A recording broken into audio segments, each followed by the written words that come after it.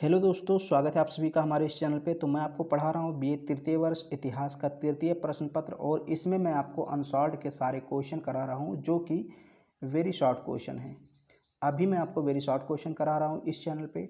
दूसरे वाले channel online study bye Vishambar पे मैं आपको लॉन्ग क्वेश्चन कराऊँगा और कई क्वेश्चन मैंने करा भी दिया है। तो मैं आपको ये जो है 45 नंबर क्वेश्चन तक बता दिया था मैंने आपको। ये नूरजहाँ कौन थी, यहाँ तक मैंने आपको बता दिया था। इसके आगे आपको 46 नंबर से करना है।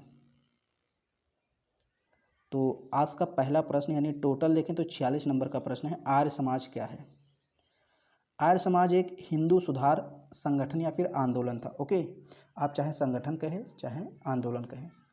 आर्य समाज एक हिंदू सुधार संगठन है जिसकी स्थापना स्वामी दयानंद सरस्वती ने 1875 में की थी। किसके कहने पर की थी? तो मथुरा के स्वामी बिरजानंद की प्रेरणा से की थी। यानी मथुरा के स्वामी थे बिरजानंद, उनसे प्रेरित होकर इन्होंने यानी दयानंद सरस्वती ने 1875 में बम्बई में आर्य समाज की स्थापना की। यह आंदोलन पाश्चात्य प्रभावों की प्रतिक्रिया स्वरूप हिंदू धर्म में सुधार के लिए प्रारंभ हुआ था। यानी कि पाश्चात्य शिक्षा यानी कि अंग्रेजों की जो शिक्षा थी उसके विरोध में था ये, मतलब उसका विरोधी था, और ये हिंदू धर्म में सुधार चाहता था कि हिंदू धर्म श्रेष्ठ है, उसी की शिक्षा हमको लेनी चाहिए। आर्य समाज शुद्ध वैदिक परंपरा में विश्वास रखता था। मूर्ति पूजा, अवतारवाद, बलि, झूठे कर्मकांड, अंधविश्वास को अस्वीकार करता था।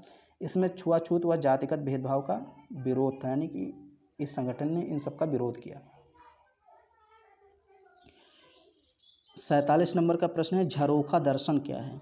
ये भी प्रश्न पूछा गया है, एक दो बार पूछा गया है, अनसॉल्व से क्वेश्चन मैंने लिया है। तो झरोखा दर्शन आपने नाम सुना होगा, मुगल से संबंधित है। झरोखा दर्शन भारत में मध्ययुगीन राजाओं के किलों और महलों में बालकनी, यानी कि झरोखा, बालकनी को क्या कहते हैं, झरोखा, में सार्वजनिक दर्शकों को संबोधित करने का दैनिक अभ्यास था।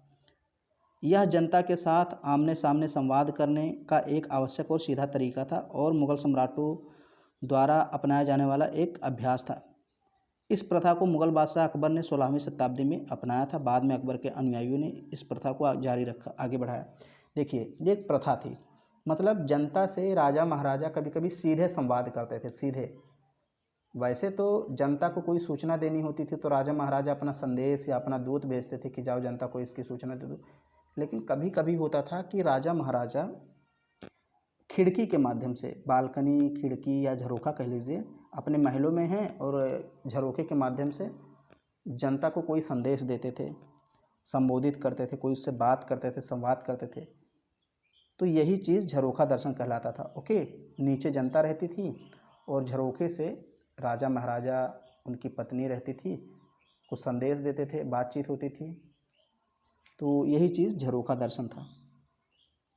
यानी कि झरोखे के माध्यम से जनता को महारानी महाराजा का दर्शन हो जाता था। फिर ये है, सर सैयद अहमद खां कौन थे, 2 नंबर में प्रश्न आया है।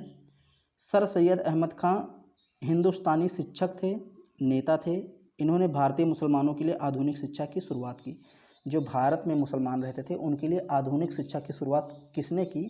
सर सैयद अहमद खां ने। इनका जन्म 17 अक्टूबर 1817 में दिल्ली में हुआ था। इन्होंने अलीगढ़ मुस्लिम विश्वविद्यालय की स्थापना की। इनके प्रयासों से अलीगढ़ क्रांति की शुरुआत हुई, जिसमें शामिल बुद्धिजीवियों और नेताओं ने भारतीय मुसलमानों को शिक्षित करने का काम किया। हिंदू तथा मुसलमान दोनों ही इनका आदर करते थे, सम्मान करते थे। सर सैयद अहमद खां ने सदा ही यह बात अपने भाषणों में कही कि हिंदू और मुसलमान भारत की 2 आँखें हैं। ये आपको लिखना है, 2 नंबर मिल जाएंगे। एक और आता है यहाँ पर प्रश्न, सत्यार्थ प्रकाश क्या है। तो आपने नाम सुना होगा, एक किताब का नाम है। तो सत्यार्थ प्रकाश जो बुक है यानी किताब है, ये आर्य समाज का एक प्रमुख ग्रंथ है। आर्य समाज की स्थापना स्वामी दयानंद सरस्वती ने 1875 में की थी, और इस बुक की रचना भी स्वामी दयानंद सरस्वती ने 1875 में की, हिंदी भाषा में। ग्रंथ की रचना का कार्य स्वामी जी ने उदयपुर में किया। सत्यार्थ प्रकाश में 14 समोल्लास यानी अध्याय हैं। इसमें इन विषयों पर विचार किया गया है। यानी जो सत्यार्थ प्रकाश नामक पुस्तक है, इसमें कौन सा विषय है, इसमें किन किन बातों का वर्णन है, तो इसमें बाल शिक्षा के बारे में वर्णन है, अध्ययन अध्यापन के बारे में वर्णन है, विवाह एवं गृहस्थ के बारे में, वानप्रस्थ संन्यास, राजधर्म, ईश्वर, सृष्टि, उत्पत्ति, बंध मोक्ष, आचार अनाचार, आर्यावर्त देशीय मत मतांतर, ईसाई मत तथा इस्लाम, इन सभी बातों का सत्यार्थ प्रकाश में स्वामी दयानंद सरस्वती ने वर्णन किया है। फिर यहाँ प्रश्न है दीन इलाही क्या है।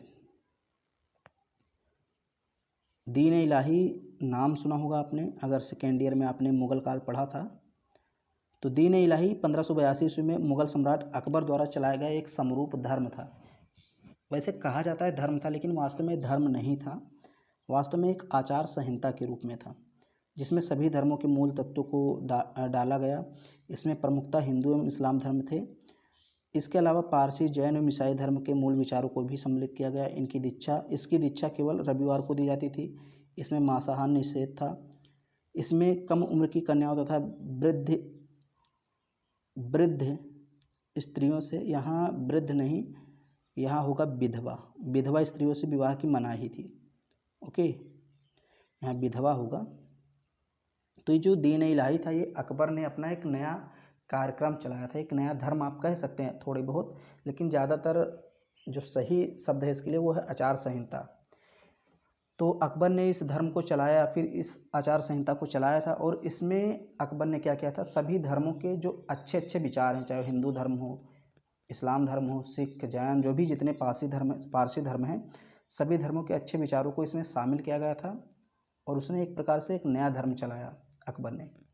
और इस धर्म की दीक्षा जो दी जाती थी वो रविवार के दिन दी जाती थी। इस धर्म को स्वीकार करने वाले लोग मांसाहारी नहीं हो सकते थे, यानी उनको मांसाहार छोड़ना पड़ता था, मांस नहीं खा सकते थे, कम उम्र की स्त्रियों से विवाह नहीं कर सकते थे, विधवा स्त्री से विवाह नहीं कर सकते थे। ये सारी चीज़ें थी, और भी बहुत सारी चीज़ें हैं। तो 2 नंबर में इतना ही आपको लिखना है। तो ये आज का प्रश्न था।